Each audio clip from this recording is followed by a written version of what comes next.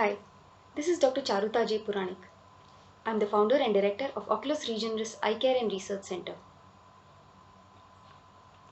We are working at Hyderabad, India, in clinic and in the laboratory for regenerative medicine solutions for our patients, where existing treatments have poor outcomes or have no treatments.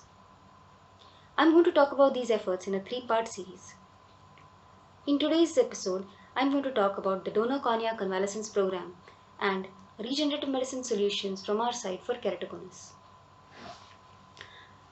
One of the earliest projects that we undertook was the Donor Cornea Convalescence program. This program is partly funded by the Virinchi Hospital, where we have set up an organ culture lab. Under the program, we aim to improve the health of donor corneas, which are of poor quality, by the organ culture technique. Why is this important? 50% of the corneas that are altruistically donated end up being used either for training or for research purposes. Or they may be discarded due to poor counts or poor quality. So what we are doing is enabling several novel techniques and allowing us to experiment on how to improve the health of the donor cornea. Here in the cell culture lab, we are categorizing the tissues into various groups and subjecting them to various techniques of cell culture. From the lamellar flow hood, once the division is done, they are then transferred to the CO2 incubator and then serially assessed. This involves periodical changes of the media and periodical assessments. We assess the corneas in 2 methods: the light microscopy, which allows large areas of endothelial assessment with the use of a vital dye such as trypan blue. It delineates the dead endothelial cells, which under the microscope appear blue. At the end of the experiment, we do cell cycle status assessment by demonstration of immunofluorescent antibodies to the proliferative marker Ki67. Presence of this marker indicates that the cell has entered active phase of cell cycle replication. Normal cells stain negative, which are arrested in G0 or Z1 phase. Under this program, we have also done another interesting study on rabbit corneal endotheliums. The rabbit corneal endothelium is known to spontaneously regenerate, much unlike the human corneal endothelium, which cannot regenerate.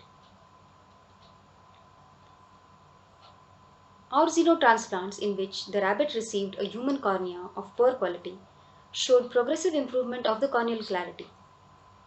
We are in the process of analyzing how that happens. Hopefully this will help us in aiding the Donor Cornea Convalescence program that's happening in the laboratory as well.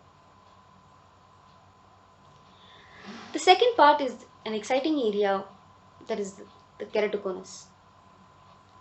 We know that keratoconus is a particularly challenging problem, especially in parts of the world where corneal transplants are not happening. Donor corneas may not be available, or adequate care of corneal transplants may not be accessible. Traditional penetrating keratoplasty has several limitations. It permanently weakens the cornea, promotes glaucoma, there may be suture-related infections, and it provides an uneven and unstable refractive surface. Also, there is a constant risk of graft rejection. At the end, the patients are extremely unsatisfied with the outcomes. Despite this, penetrating keratoplasty remains the standard of care for patients with advanced keratoconus. Other options such as cross-linking or intracorneal segments are available only in the early and intermediate stages. For this reason, we have introduced in the clinic a procedure called Bauman's layer transplantation.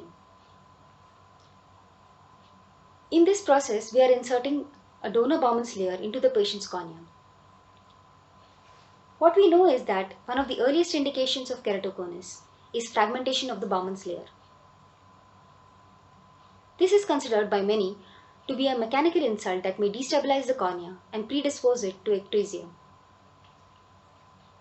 By the Bauman's layer transplantation technique, we are transplanting an isolated Bauman's layer into the midstroma of a keratoconic cornea.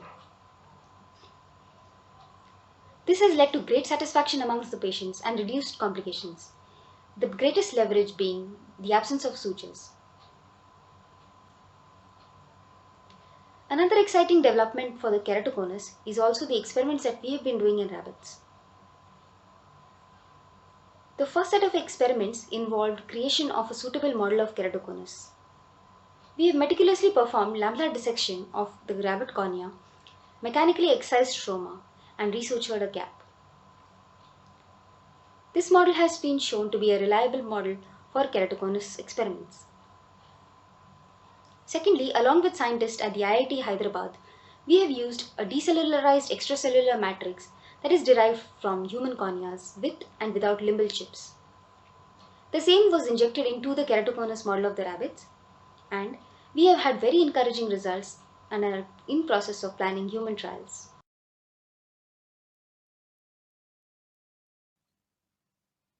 For the purpose of conducting the rabbit experiments, we have collaborated with the Jiva Life Sciences.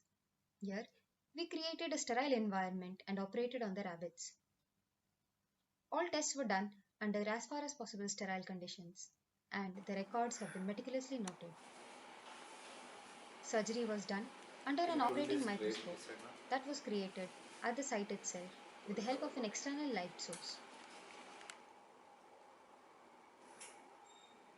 Post-operatively, routine antibiotics were used for all rabbits, and the cases were serially followed up to a period of 4 months. So, friends, there's exciting times ahead. I will be back with another episode where I'll be talking about a very simple procedure for corneal scars and having great results. Also, I'll be talking about a fantastic procedure called keratolimbal allografts that I saw in great detail in Japan. Thanks and see you again.